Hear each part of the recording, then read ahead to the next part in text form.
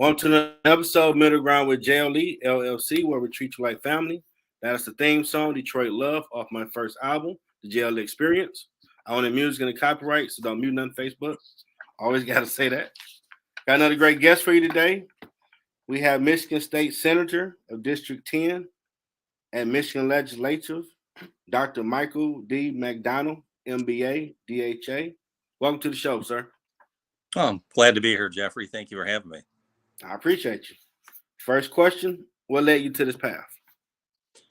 Well, currently I'm just a doctor, so I didn't win my reelection, but my senator in District 10 was one of the most purposeful in my life. I went to school. I did an undergrad. I wanted to get involved in healthcare. That was always big for me, and I ended up wanting to do a little more. I wanted to run a hospital, so I ended up doing a master's degree in business administration. Wanted to keep going. Wanted to do a doctoral degree in healthcare administration. It was a dream of mine to run a hospital. So when I was doing my residency in Washington, D.C., I got a chance to meet some CEOs of hospitals, and they kind of picked up on that I had a real passion for policy. I got to meet some federal representatives, some congressmen out there, and they thought I had a good temperament and I had a good personability to the way I helped and dealt with people. And they suggested instead of running a hospital, you should get into politics. So, fast forward a little bit, I finished my doctoral degree. It took a real long time. It took longer than I thought it was going to take. So at that point, I was already kind of eyeing the political world. And I'm a De La Salle grad. I went to De La Salle High School, and I happened to meet some of the alumni there. And they said, MacDonald, you'd be perfect to run for this open Senate seat. So they brought me. I got to meet all the leadership, and they said, get your butt in the race. We like you. And start knocking doors. Just shut up and meet people, knock doors, be yourself. And here I am 4 years later. I got to be a state senator. So that was a huge honor. Now, what is the duties of a state senator? So there are two chambers. There's the House in Michigan. So it's very similar to the federal government. You have the House and you have the Senate. It's in the House, there's 112 state reps, and in the Senate, there's 38 state senators. When I was a state senator, I represented the cities of Sterling Heights, Clinton Township, and Macomb Township. So I was their representative in the upper chamber, which was the state Senate. Basically, I was their voice. You have your local elected officials that represent you at the local government level. You've got the county officials that represent you at the county level. You have the state, and then you have the federal. I represent that group, about 300,000 people, as their state senator. And that's how I look at it. I look at it as I'm nothing more than the voice of those people. I don't care if they're Republican. I don't care if they're Democrat. I'm their voice. They need something. I work for them. That's how it should be. It's not even about politics. About you. The founders of the country, when they set things up, they made sure that this was a truly representative government where the people run the government. You only elect people because you want them to serve your interests. And that's how you have to look at it. Okay. And then, going in that realm got you to public speaking. What type of prep did you do for that? I find that with public speaking, I wasn't always really good at public speaking. My early days in college, I wasn't great at it. What I started to do is I started to really appreciate getting to understand people. And I think when you start to talk to people, you start to listen to people, it becomes a lot easier because you start to like people, you start to empathize with people, and you start to be able to read the room and kind of embrace the crowd in a different way. So where before, when I first started public speaking, it was you get nervous, and you kind of feel like you're being judged, or, hey, I hope I do a good job. Where once you start to get to know people better, really you get to know people better by listening to them. You start to realize it's kind of fun. You start to feed off the crowd, start to talk to them. You don't talk at them, you talk with them. And it makes it fun and it makes it engaging, and you start to tell jokes. I look at it as it's no different than having a conversation with four people. It's just if you have a conversation with 400 people, just more opportunity to kind of enjoy the crowd that you're with. And I think that helps. It's kind of a learned thing. The more you experience it, the more comfortable you become with it. Okay. I had a speech at Wayne State, and they definitely taught keep your hands down, maybe give a attention grabber, and try to get comfortable. Have And at fun. the time, I didn't like, so that was my therapy to get up there and talk. Just joke with people, have fun with it, enjoy the people's company. Not everybody's going to like you. If everybody likes you, nobody likes you, right? So don't worry Yeah. about what people think, just kind of have fun with it. So, what would be some tips you would have for people going into public speaking to get better at it? Do it, practice it. I say practice it as much as you can. I don't care if it's a room of 5 people or a room of 500 people. Just practice. There's nothing to lose when you think about it. There's only to gain. And after a while, you realize there is no difference between talking to 5 people or 500 people. It's the same thing. You're still talking to a group of people, and the more you do it, the more comfortable you get with it. And what's another thing? A good thing to do is to. I actually learned this from Mark Hackle when I first got elected. He's the county executive for Macomb. Take the mic. Don't be stationary. Walk. Get into the crowd. Walk with the mic. Talk to people directly. Ask them questions. Don't make it all about, no matter how interesting you think you are, you're not that interested. So get to know the people. Ask them questions. Involve them. Do that, it becomes a lot more fun. You start to get feedback, and they certainly appreciate that. Nothing's more boring to people talking for 2 hours straight without engaging the audience or getting. Yeah, you trying to stay woke. You ask them, get them involved. They say, "Oh well, okay, he's not just going to drone on. He's going to involve me." That's good. Mm-hmm. Or now the people just be on their phone while you talking. Like you ain't gonna hide your phone. You're gonna like, okay. I don't care who you are. I don't care if you're the president of the United States. You got 15 minutes with people tops, and then you're going to lose their attention. So you better shake it up a little bit. 15 minutes top. Okay. So what would you say was some of the challenges of that job? Just having a thick skin. You're going to have a lot of people that either are just trolling you, or for political reasons they want to try to get a reaction out of you. You got to learn to let that kind of stuff go. You almost got to become humble, and it's sort of ironic because you have this important position, you're representing people, and you have to remember it's not about you. So don't take things personally. People are going to say horrible things when you're in that position, and you kind of got to let it go. I remember there was a congressman I was friends with at the time before he passed away, Congressman Mitchell. He represented the area where I was, and he had a Facebook page, and would just say something like "Happy Easter," and all of a sudden people would come up. Yeah, but that's how it was with all of us. You don't know who's going to try to give you a hard time for what reasons. That could be because they want to get a reaction out of you. You got to kind of just let that stuff go. That's Happy Easter. Dang. Friends in your family see something like, "Hey, I hope you go to hell, Senator," or it's like, "Well, wow, why do you think that? I like you." Yeah, that's jacked up. Dang. Happy Easter. Well, it's being a public figure. It's no different than being any public figure, whoever you are, an actor. People are gonna be people. It doesn't represent the vast majority of people, though. Now, was that the far that you wanted to go with it, or did you want to keep going? Oh, I love to go for a federal office in the future. Okay. Yeah, definitely. Right, because I'm doing a lot of things with the military, aerospace defense. I'd love to make Detroit the new Silicon Valley. I like to bring technologies here, and I work really well with the federal representatives, both Republican and Democrat. I get along with Gary Peters really well. John James and I are really good friends. Yeah, Detroit to Silicon Valley, that'd be dope. A lot of jobs. Yeah, when I started, so the Aerospace Defense Caucus I started with Representative Joe Tate. Joe Tate is now Speaker of the House, and it's got a lot of momentum to it. When I started, I went to the Pentagon, and I said, I think Detroit could be the innovation, technology, economic driver of the whole country. And they said, well, we don't really think it is right now, but it was. We were the arsenal of democracy. We built all the military equipment for World War II. People don't remember Detroit was instrumental in that.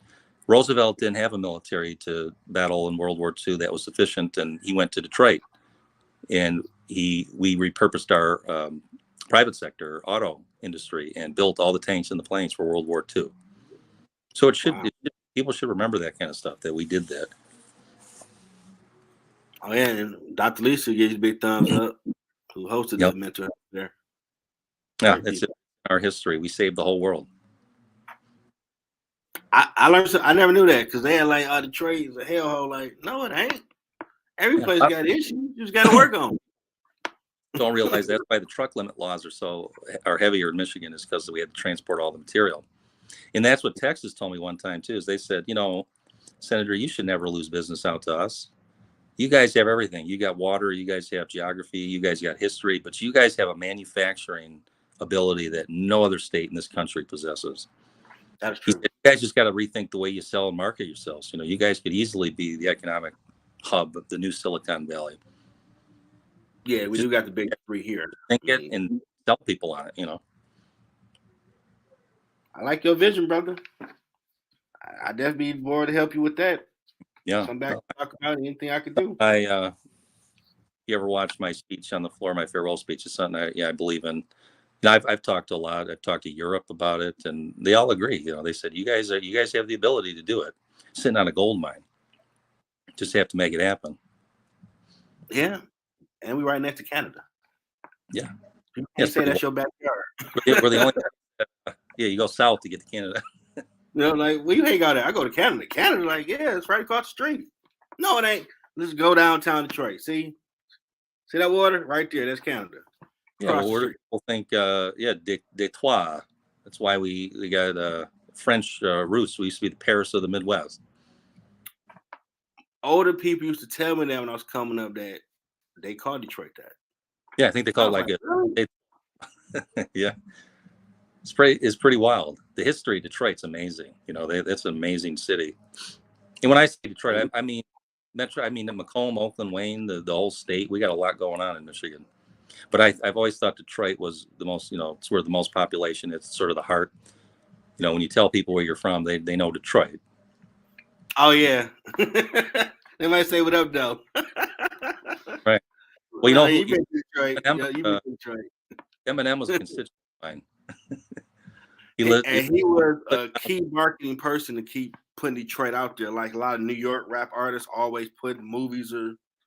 That's how people say, well, they keep talking about it. Let me go check it out. And I'm like, you might not like Eminem, but he made a movie about 8 Mile here. Yeah. And people started to come here like, well, he keeps talking about Detroit. What's going on? Why he talk about it? That's how you get more eyeballs.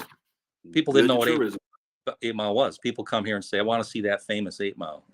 Yeah, take a picture there. Like, yep, I'm 8 Mile. Now it's famous. Exactly. We like, you try not to get hit by 8 Mile. You want to take a picture, but go ahead. Go have fun. No problem. What about 9 Mile? Why did 9 Mile get any love? 9 Mile is awesome. They got like everything right there. Yeah. That's one thing I noticed about Detroit, and seem to be getting that compared to the suburban areas. You could be walking and go to everything. Now, like downtown, like, wow, they got everything downtown now. I remember this when I was a kid hanging out at Belle. You got skating, you got everything. And Thriving Cities Post had it, which is awesome. I'll tell you, out of the Midwest, big cities, Detroit, I think, has an edge. I mean, Detroit really is amazing. The skyline, everything about it is really cool. Fireworks is real dope off the water. It's not as windy as Chicago. Oh, man. Chicago costs too much. I mean, I've been there. Well, Chicago's too but, man, it costs over there. Our cost of living is real cool in Metro Detroit. That was what somebody told me from the West Coast, is they said they found out we were doing satellite launches in space here. And they said, I didn't know you guys were doing that in Michigan. Wow, I didn't know that either. I grew up here, and the cost of living is great in Michigan, and it just sucks in Seattle. And if I knew you guys were in space, I'd want to move back here in a minute. And I said, yeah, that's the kind of stuff we're looking to do.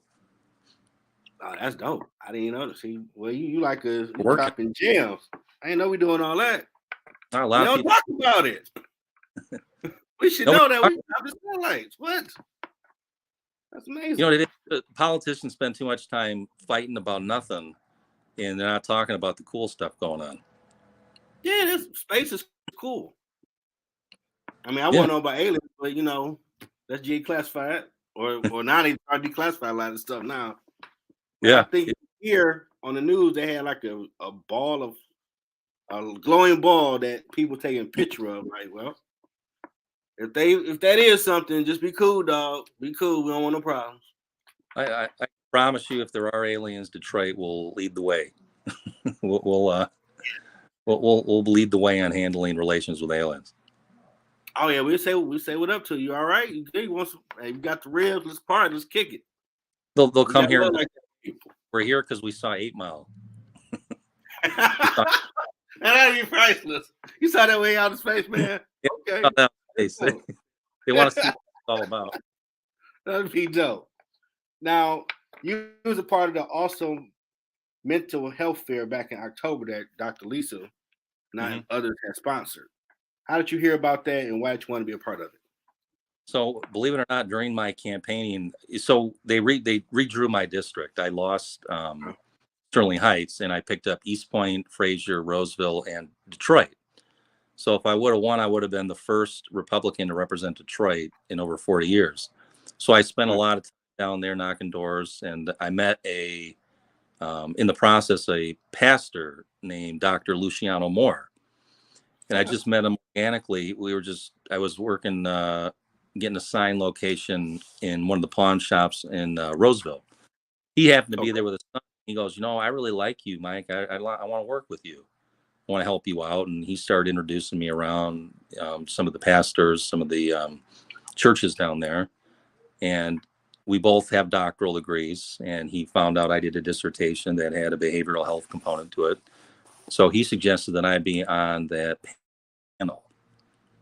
And it was him that actually got me on that panel. Wow. Okay. Yeah, he became good. We're still good friends. In fact, I'm good friends with a lot of the people out there that I met during the campaign.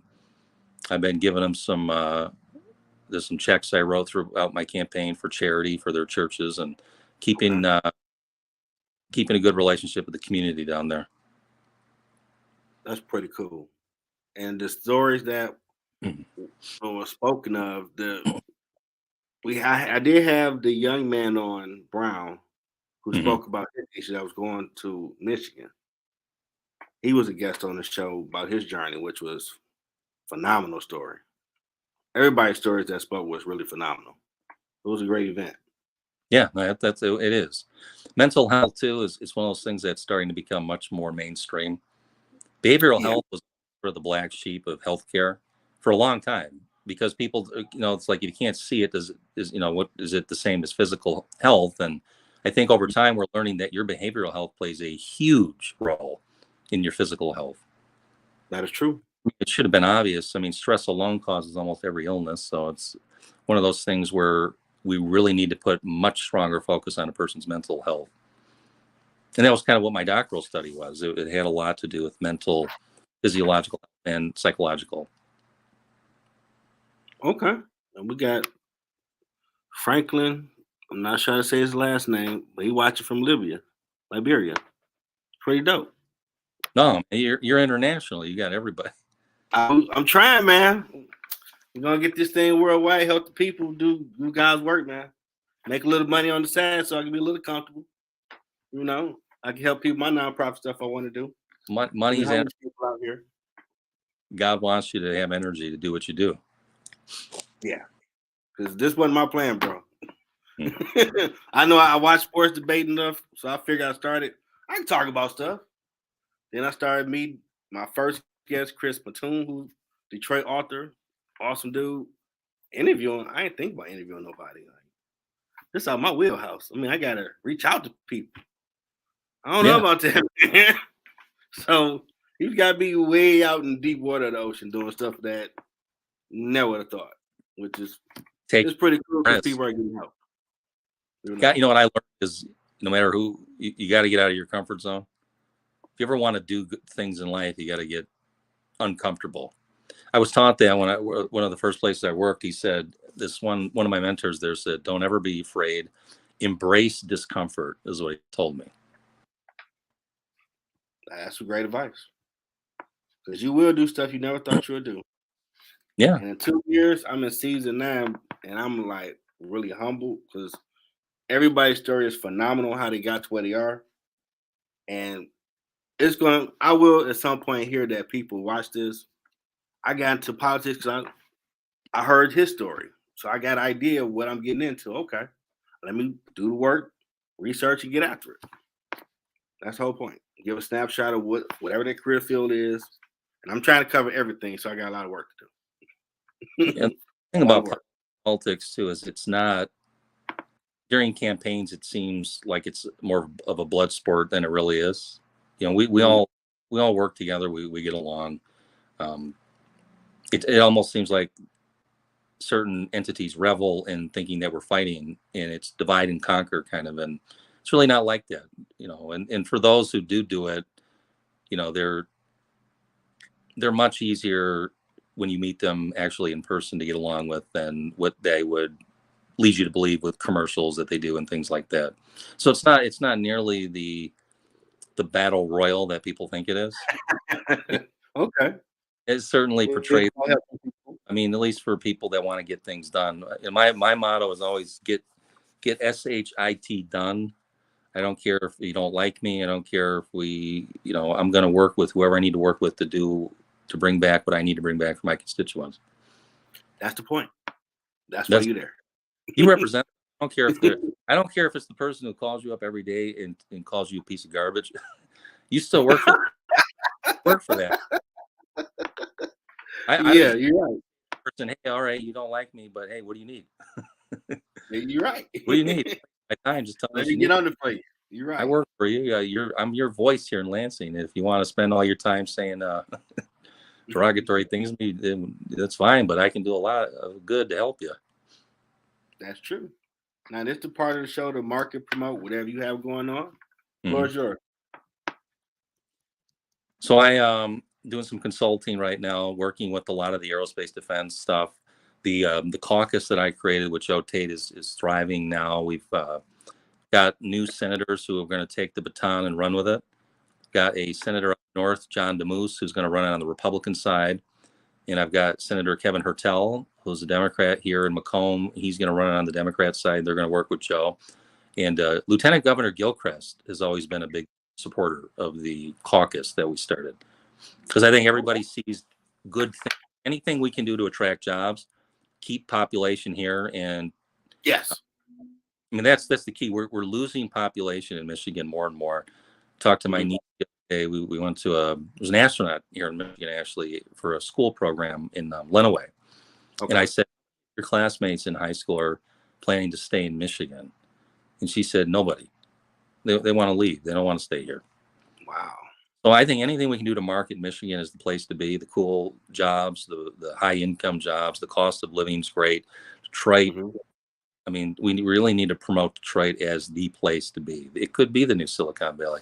I always hear a lot of these tech people, these billionaires like Mark Cuban and Elon Musk, they say, well, we don't want to work in California. We don't like the government there, so we want to go to Florida. We want to go to Texas.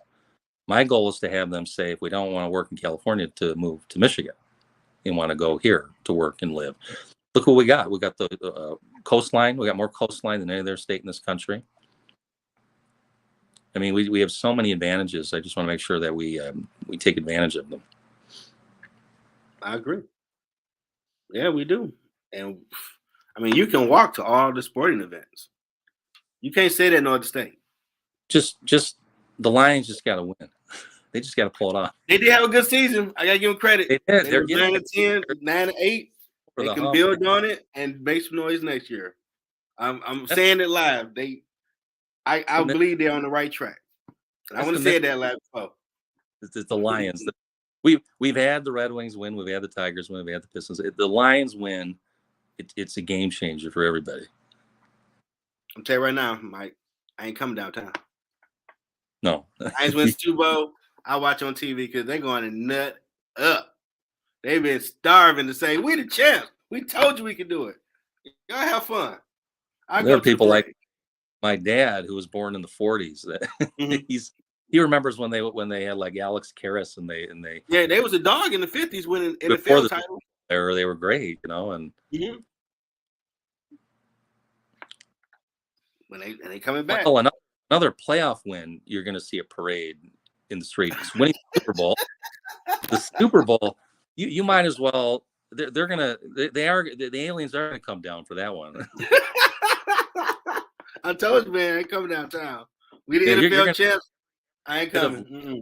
this universe is gonna come down for that parade. Ain't nobody going to work because the bar's still going to be open 8 o'clock. Like, man, we still drinking. We the champs. We Yeah, did it. Like, hey, don't drive. Get an Uber. you're gonna But see you're a right. We guy. champs.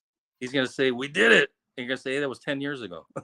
He's like, "Yeah, that Exactly. party lasts a long time."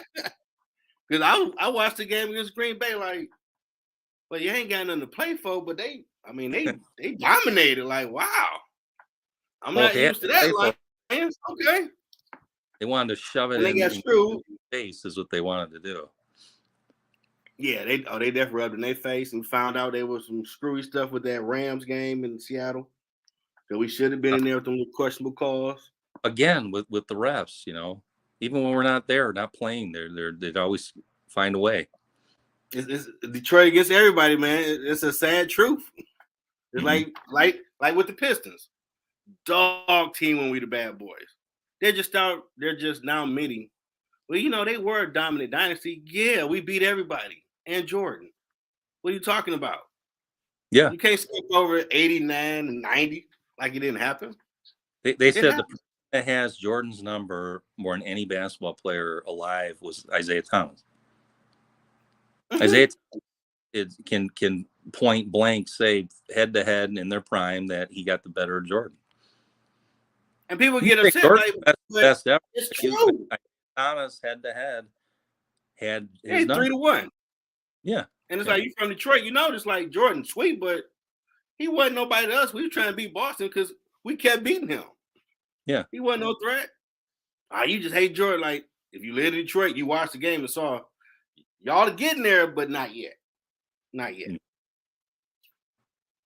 Yeah, sports are great in Detroit. It's just those Lions. We could get those Lions over. We're good. Yes. But I got hope now. I believe we're going to get it. So, what has been your biggest challenge on your journey? Just transitionary stuff, like the stuff you learn along the way. Okay. Failure, you got to make sure whenever you fail, you get back up. Don't let it deter you. The doctoral degree took a lot longer than I thought it would. I had submitted my paperwork to Institutional Review Board. They lost it. You hit roadblocks like that, but the key is you just don't ever give up.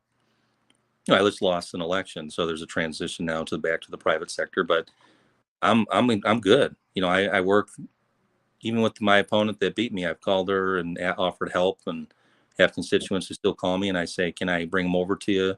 Do you mind if they need help?" And yeah, you just keep going. I think that's the key to success. That's what anybody who's successful will tell you, is that it's not about your successes; it's about how you handle your failures. Hey, to be 23 years getting my bachelor's degree in business management, I changed my major 3 times. I dropped out for 5 years, and then I got back serious and ran through it. Well, As long anybody as can you, success, right? It's the people who can handle or figure out what to do when they don't succeed. Those are the people that end up winning the day in the end. yeah, that is the thing, because that adversity is real. Mm-hmm. Dr. Lisa agrees. That's gonna let you know if you grown or you still a mouse, because adversity will slap you in the mouth. You're like, dang, get this class over, I gotta redo this. But if your goal is to get to that end of that wall, that's what I got to do. Shake it off, give it to God, and get back after it, and go Yeah, hard. that's going to hit adversity somewhere, some way. I don't care if you're a trillionaire, king, it don't matter. You're going to hit adversity somewhere, Mm-hmm. somewhere. You're going to hit adversity. Absolutely. Now, what has been your impact on your journey, in your opinion? Well, I hope that, the big thing for me was more than anything, meeting my family.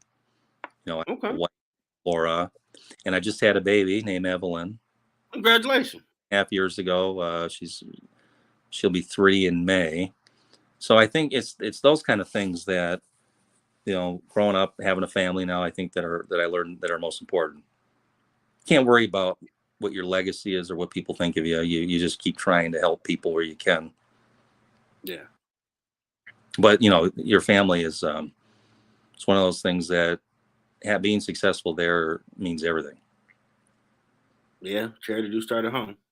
Mm-hmm. You got bad relationships, you got to find a way to mend fences and forgive. Yeah, that's a big one too. Yeah, you don't want to hold on to things. It's very hard for people to kind of let things go. Because really, who does it really hold back? You. Mm-hmm. Holding like that holds you back. So. Yep, I ain't thinking about you no more. They living their life. You up here mad and bitter. Yeah, put a 30-year place against someone who may not even know they screwed you over. That'd be the worst. Like, I you didn't know I bumped you, and you've been feeling that way for 10 years. I'm sorry. Yeah. I've been drinking Jack. I've been doing this. Like, I didn't know. I'm sorry. You're like, wow. They didn't even think about it. I didn't realize I created James Bond villain because I bumped into somebody one day accidentally. I didn't say you're my nemesis. Like, nemesis? Who is this person? You don't know me? Like, no. Like, dang. Then you got. What was it? What was it that made you so bent on world domination? It was that day you set my foot. Exactly. Boy, I really wish I should have said, I'm sorry. My bad. Exactly. You went through all that. You could have just let that go and have a happy life and do your thing. Having some fun. Well, you a lot going on. To be happy or not, right? If you're not happy, it's kind of because you're, it's something internal. Yeah. I mean, there's a lot going on in the world. We in a post-COVID world. People probably got PTSD from being isolated. Mm-hmm. But it gets better. Yeah, COVID was really way to do it. Keep moving. I mean, it spawned a lot of people become entrepreneurs. That's definitely for sure. So God been saying for years, you're supposed to be a doctor. No, I'm getting this money as a lawyer or this. No. Sitting at home, can't go nowhere. What you'll do the rest of your life? Go back to what you've been doing and you hate it, or do what you was created to do, or figure it out. Some people took the time and got degrees and started businesses. Other people just wasted their money. Oh man, choices. The choices you make, and some people are out of it and they're going to be better for it, and some people are not, and that's life. Yeah, you always gonna have a few do what they supposed to do. Some I'm just gonna party, man. I think about this stuff later. Like, okay, later got a date. You ain't gonna like later because you could have took that, but you was balling out. Hope it was fun. I'm gonna do it one day. Yeah, one day. Yep, time keep moving, which is crazy. Yeah. All right. And last question: what advice do you have for someone trying to find their purpose? Well, a few things there. Obviously, find the thing that makes you happy. Find the thing that kind of gives you a sense that you're doing some good in the world. I think it's very difficult to help others find their purpose. For me personally, it's just about continuing to improve on what I'm doing. Always trying to learn something new, help someone new. It doesn't have to be, I need to be the president of the United States or I need to do this. I think as long as you keep kind of progressing in life and you kind of learn, you meet new people every day, you get to do a nice thing for somebody different every day, you have new experiences, because everything in life really boils down to experiences. That's true. So try to put yourself in a position where you're experiencing things that you're learning lessons. I think that's, if anything is part of God's plan, it's to have these experiences and learn from them. And they could be negative, they could be positive, they could be rewarding, they could just be painful. Either way, when you're living life, you're going to have these experiences, and the key is what you're getting from them. And as long as you can keep having these experiences, I think you'll always have purpose. That's true. I mean, some people believe in the microwave. I want it now. Not how that works. Take risk. Take a risk. Start a business. Get a degree. Do something that's a little outside your comfort zone. Or trade. They make a lot of money too. Well, get into a trade. It might be a good experience, it might be a bad experience, but either way, you're going to learn something, and you're gonna have a new could have a new purpose in life. You could identify something new about yourself you didn't know. It's those things. When you keep progressing like that, you're always going to have a purpose in this world. That's true. You take a chance. You learn so much. Don't be afraid to fail, because everybody's going to fail.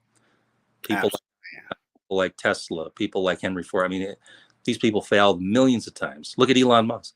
They laughed at Elon Musk a while ago when he told NASA that he could launch these satellites, and now he's the go-to. But now he's the richest man in the world. I mean, don't worry about it. That's crazy. I know my personality. I talk a little smack. Like, I thought I couldn't do it. I'm gonna help you, but I'm gonna sass you for like 2 seconds because you can't do A, B. I guess it was possible. And what's internally going on with a person that feels it's necessary to tell you what you can or cannot do? I mean, what's really going on with that person? You never know. That person could feel resentful, or the fact you're trying to do something that they themselves are afraid to do. And that's the sad part. Yeah, so I wouldn't worry about what people say. You just keep moving. That's true. You're very humble. I appreciate that. I need to work on that, but I talk a little trash, Mike. No, I hear you. Not the least said, creative and innovative thinking. True. We definitely need that. We don't have new industries either, if you think about it. Other than tech, what have we created that you can say we can manufacture? Well, that's one of the big things. The auto industry does do some pretty cool and innovative things. I think a lot of it is just getting the young people to realize that there's even more we can be doing with that. We can be doing hypersonic missiles. We could be working on quantum computing, which is sort of the future of computing, edge computing.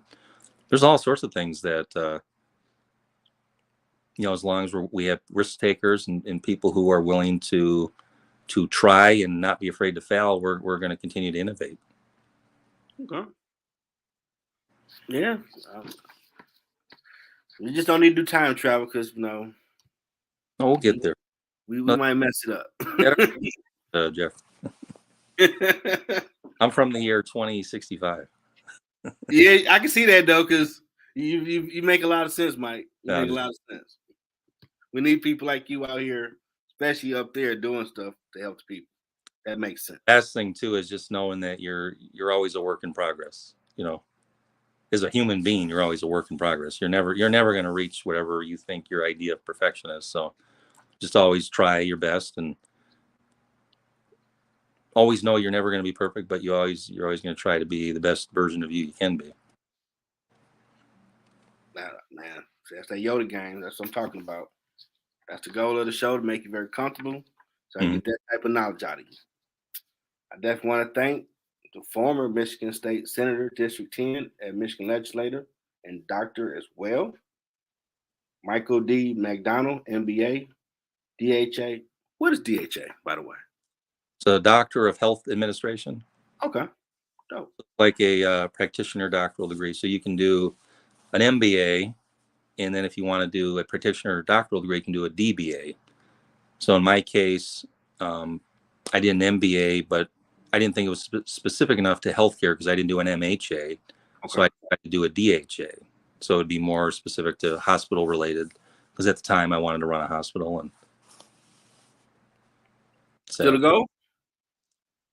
Yeah. Oh yeah. I still have an interest in doing that, but being a state senator, I was on a lot of the health policy committees. Okay. That was even a better opportunity to determine policy for healthcare.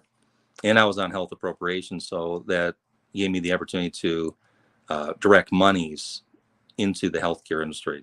Okay. There in Macomb, which was a hospital in my district in Clinton Township, I was able to get them a couple $1 million for a back entrance, which would help their ambulances. Okay. So there's a lot there too, and hopefully I can get that opportunity again sometime in the future. Yeah, I mean, You make sense, brother. Mhm. You always welcome back on the show. Want a partner? Let me know. I can be of service. Yeah, no, I appreciate you, Jeffrey. We'll talk offline, see what you got going on, and let's connect somewhere. Let's connect in some stuff in the future. Okay. I'm gonna play this amazing Emmy Award-winning outro. Hope everybody have a great weekend. Watch the football. I don't know who playing, but I guess it'll be a good game, hopefully. Next year will be the Lions. There you go. Next year will be the Lions. Until next time, everybody. Playoff win. 313 Detroit's love, the Motor City. Detroit love, can't nothing stop me. Detroit love, I love my city. Detroit love, that 313. Detroit raised me. Detroit